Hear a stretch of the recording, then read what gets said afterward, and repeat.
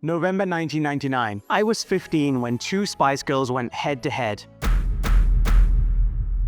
I was about to turn 16, washing dishes in a kitchen for £3 an hour and spending every penny on bus fares and CD singles. Peak financial planning. The Spice Girls had been everything to me since I was 13. I remember the exact moment I got hooked. I'd run back into a friend's bedroom to grab something I'd forgotten, and Wannabe was playing on the radio.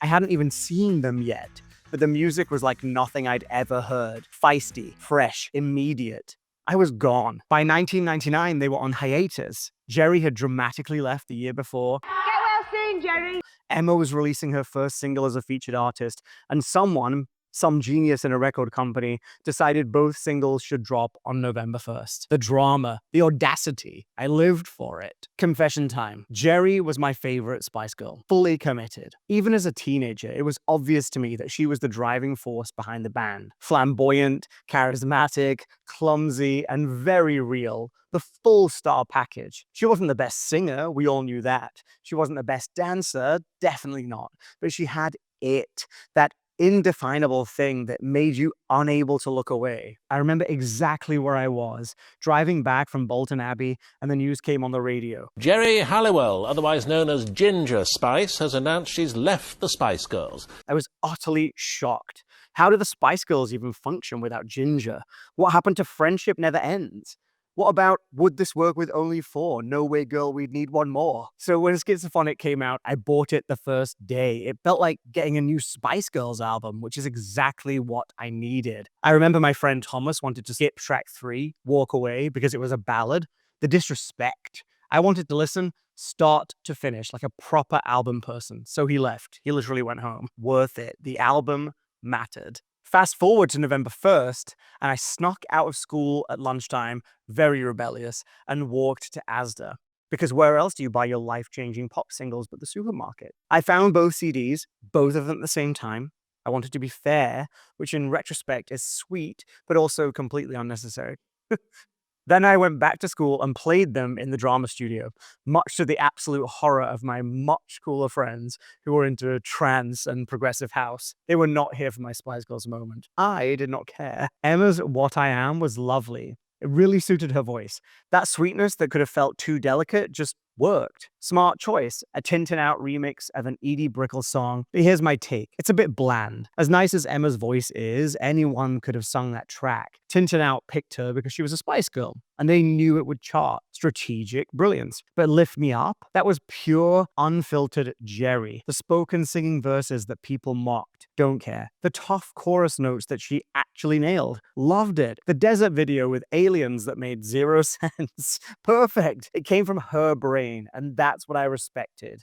She wasn't faking it. I preferred Lift Me Up, and I still do. Hit subscribe for more unfiltered pop opinions that the locals won't like. Here's the thing about 1999. This wasn't just about two singles competing.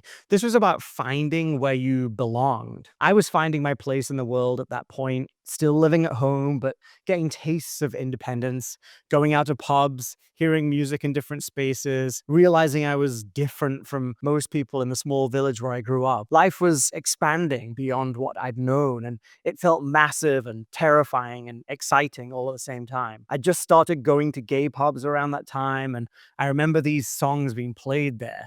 Those were formative moments, not because of what the spaces represented, but because they were places where caring deeply about pop music was just normal, where you could talk about a chart battle and people actually engaged with it. Geri represented something about being apologetically yourself. She was bold. She commanded attention. She didn't apologize for taking up space. And that resonated. Even Geri knew forcing fans to choose was ridiculous. At the Lift Me Up launch, she said, quote, "That little kid has to part with £4 and making them decide is really wicked. That's like choosing between two parents," end quote.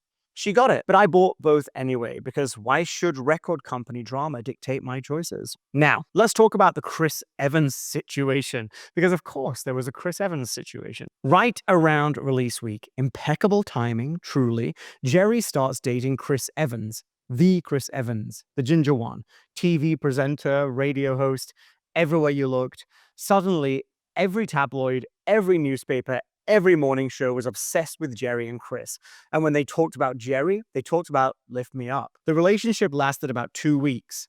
Two, just long enough to dominate the charts race. The efficiency. Here's what I love about Geri. She understood the game. She was a master at working with the media, at creating moments, at keeping herself in the headlines. That's not me being cynical, that's recognizing genuine skill. You have to play that game if you want the tabloids on your side, and Geri played it like a professional. That media savvy is what made her solo career actually work. She could capture the nation's attention, even if just for a brief moment, and that translated directly to sales, radio play, and chart positions. Smart, calculated, effective. Anybody remember the moment where she came out of the vagina at the Brit Awards? Geri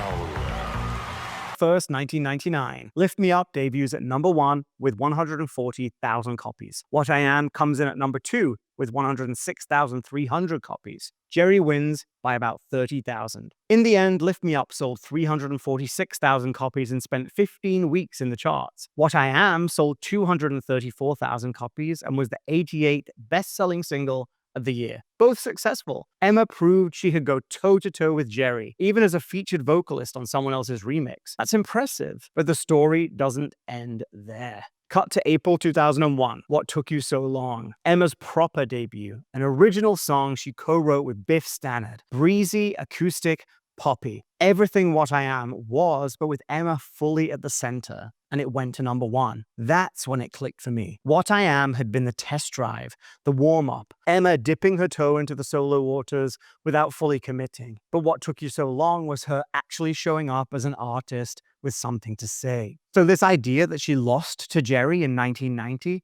completely misses the point. She was playing the long game, and when her actual moment came, she took it. I think about this chart battle sometimes, not because I'm bitter Emma didn't win or because I think Geri cheated the system. I think about it because of what it represented at that exact moment in my life. 15, 16, washing dishes for £3 an hour, sneaking off school at lunch, playing CDs in the drama studio, finding my independence, figuring out who I was and where I fit in. And here were 2 women I'd grown up watching, adoring, idolizing, both doing their own thing after being part of something massive. Geri with her media mastery and her unapologetic boldness, Emma with her quieter strategy and her long-term vision. I didn't have to pick a side. I could buy both singles from Asda, play them both, appreciate them both for different reasons.